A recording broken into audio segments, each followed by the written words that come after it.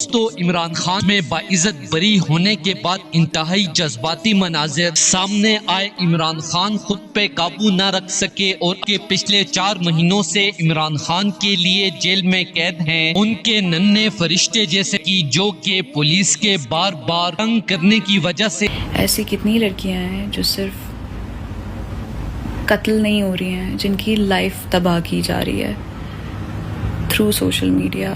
اور بات سب سے بڑی یہی تھی کہ وہ سوشل میڈیا پرسنالٹی تھی۔ She just refused a proposal. Imagine کہ کوئی لڑکی جس کی ویڈیو اپلوڈ کی جا رہی ہے آن دی انٹرنیٹ، اس کی پوری لائف، اس کا پورا فیوچر تباہ کیا جا رہا ہے just because she said no to somebody. That's murder too. What about that? Why are we not speaking about that? It's because she refused a proposal. ایسی کتنی لڑکیاں ہیں جو صرف قتل نہیں ہو رہی ہیں، جن کی لائف تباہ کی جا رہی ہے۔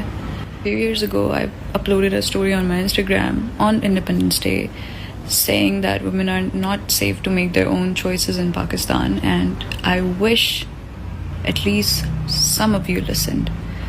Now there's a girl who is just 17 years old and she's murdered just because she refused a proposal.